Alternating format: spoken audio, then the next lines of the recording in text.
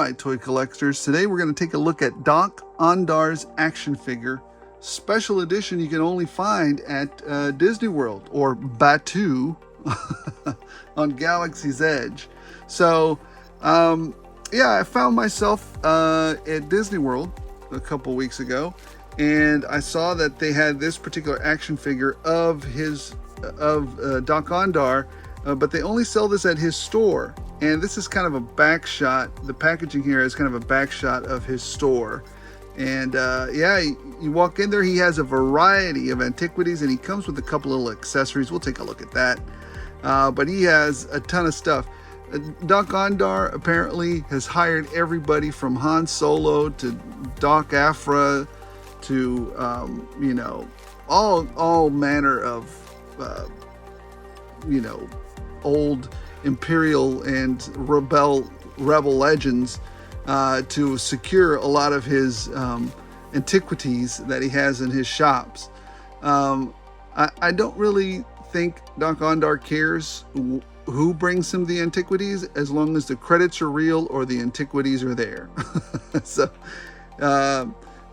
much like you know, any other collector, he just wants, you know, to have the item, or I guess in his case, the money sometimes. So anyways, let's take a look at the figure.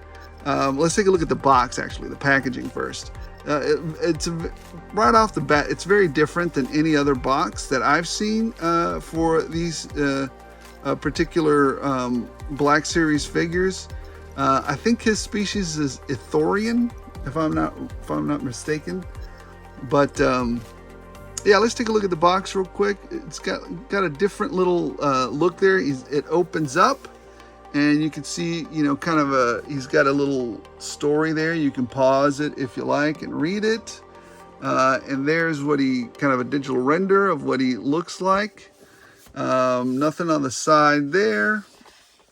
On the back, you've got an additional, you know, I guess it's the same digital render that's in the front there. And on the side, again, you've got another, you know, shot of him and his accessories that he comes with. So, yeah, that's the box. Am I going to keep it? No, because I bought another one. So, get rid of that. So, I definitely bought one to open because I don't have a representation of this particular species in my collection. And I've always found this particular species kind of interesting. You know, they have, if I remember correctly, they're actually pretty tough and pretty strong, and they have some, you know, they have a bit of a code as well. Although I think his code varies wildly from most of his other, you know, species. Mr. Ondar here, Dok-Ondar, is very interested in money and pretty much nothing else.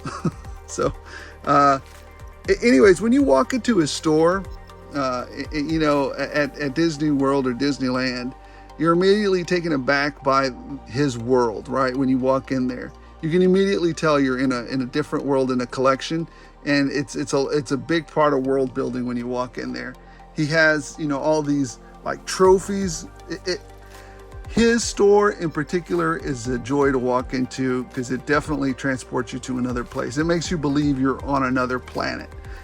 You also have an animatronic of him kind of in the corner that comes to life every once in a while, especially if you're misbehaving. He'll stand up and he'll say a few words to you, or his hired guns there might say something to you. So it is pretty cool, and I like the little world building part that they have for him there. So taking a look at the figure, one of the first things that you notice for this particular figure, well, number one is the price. I think he was like $44, so 45 bucks. So he's a premium figure, the deluxe figure. I don't know if this I don't know if it's worth the cash, to tell you the truth, but just for the simple fact that I don't have a particular version of this species in my collection, and it's the only place you can get them, I went ahead and ponied up for this particular figure. Now, one thing that you'll find with this figure is that he does have soft goods, and I thought that was pretty neat. His cloak, down here is soft goods, and it does allow him a lot of movement as opposed to these thick plastic parts that we always see on Black Series figures. I absolutely love the soft goods way more than I've ever liked these plastic things.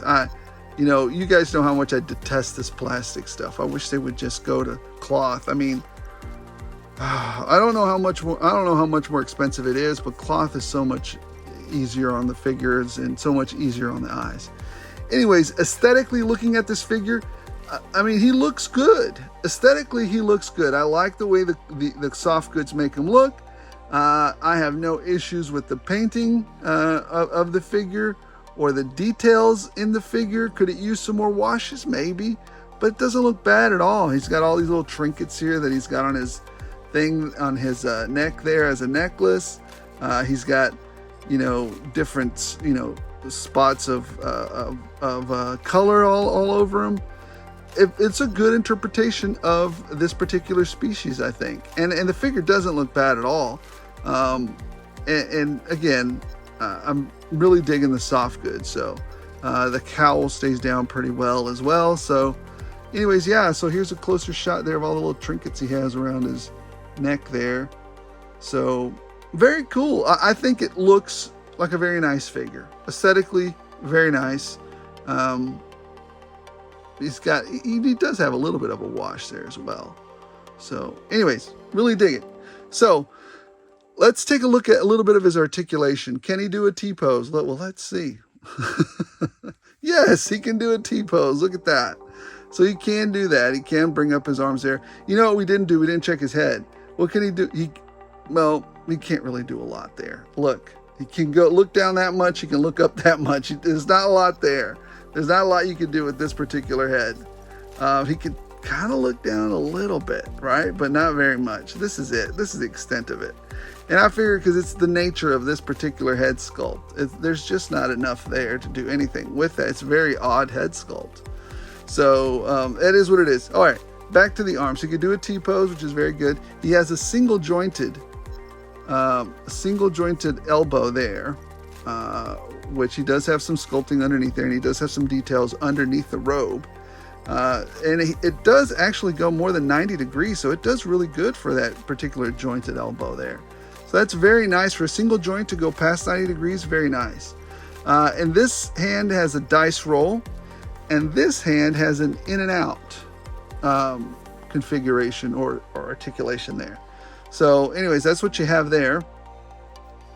Does he have a cut at the... I can't even tell if he has a cut at the waist. Let's see. He does have some cut at the waist. I can feel it moving. Let's see. I can't really... Let's see if we can... How far we can get to... Sorry.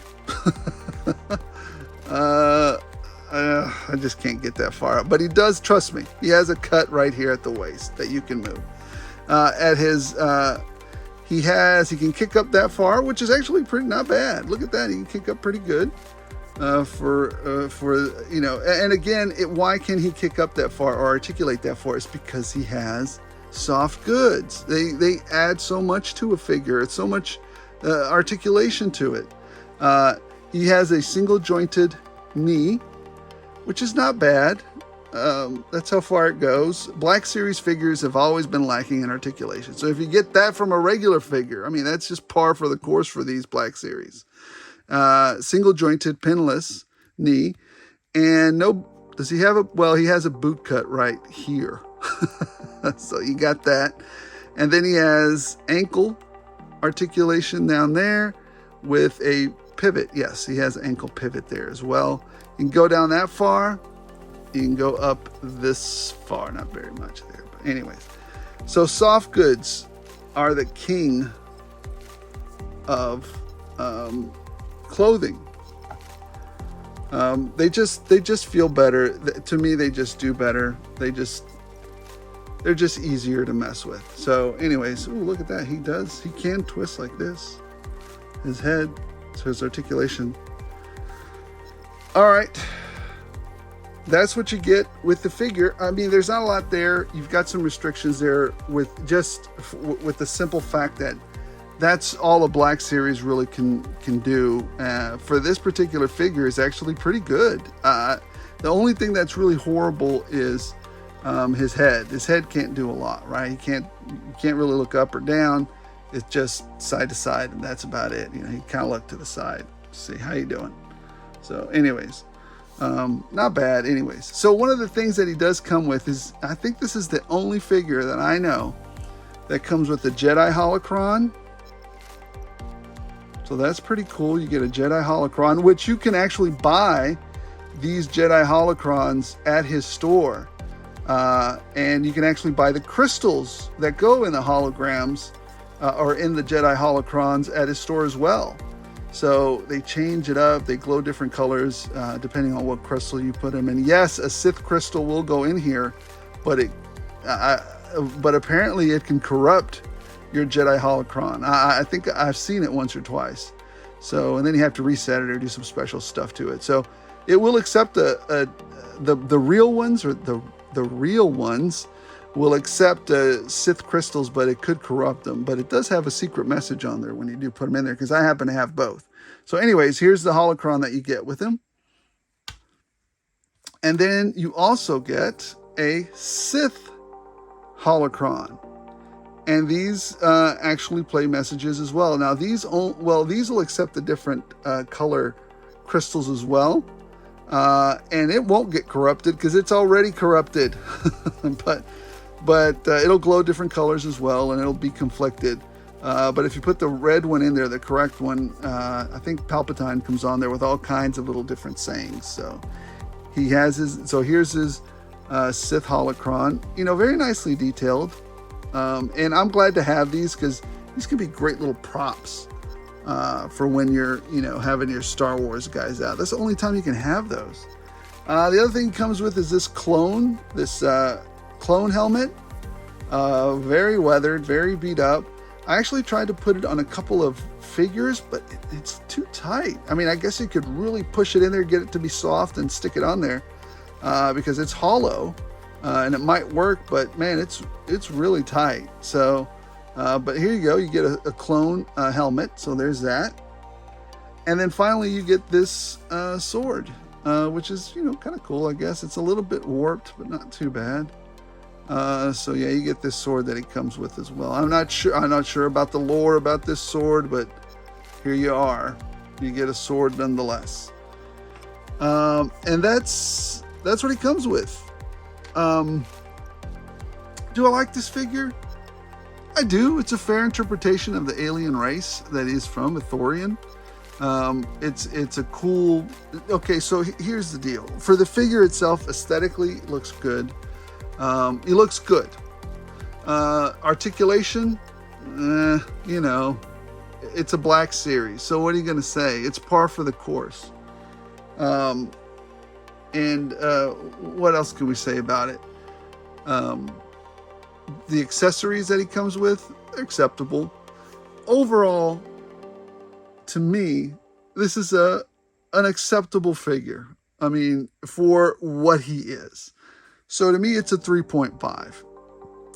I'm sure there's different interpretations of this figure that you could get somewhere else that's not Dok-Ondar. But to me, I bought it because I've been to that store a few times, and I always find it very interesting and fun to go to it. And I wanted a little action figure to represent that. And I think this does that very well. So again, I score my figures from 1 to 5. A 1 is something that you wouldn't even give to Goodwill. Just go ahead and put it in the trash. And a 5 is something that is absolutely amazing. Anything above a 4 is a must-have. Anything in 3 and above is, it's a decent figure, right? It's just decent. It's 100% acceptable. And I find this particular figure, acceptable.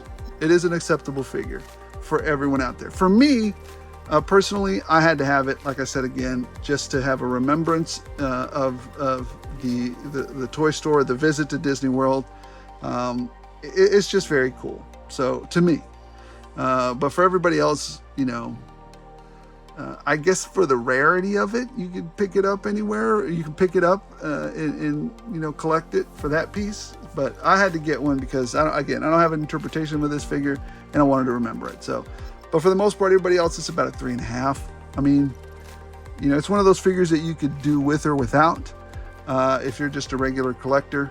But if you go to Disney World, you probably want to have a remembrance of it. This in my book, in my opinion. So anyways, 3.5 with this figure.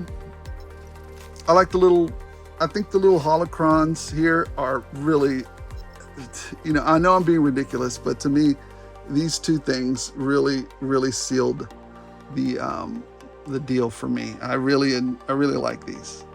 You know, now I can have these. They're such a big part of the Star Wars lore that, you know, I knew I had to have them. They also do something, you know, what's interesting, if you ever buy 2 of them and you stack them like this, the bigger ones, they actually interact with each other. So anyways, that's some trivia there for you. So what do you guys think? If you're going to Disney World, do you think you're going to pick one of these up? Do you want one of these? Would you pay an extra premium outside the $45 that it already costs to pick one up? Is it worth it? I don't know. Only you can make that decision. But to me, since I was there already, I wanted a representation. You know, yes, it was worth it to me. Let me know in the comments below what you think. And as always, guys, as long as you guys keep watching, I'll keep rolling it out.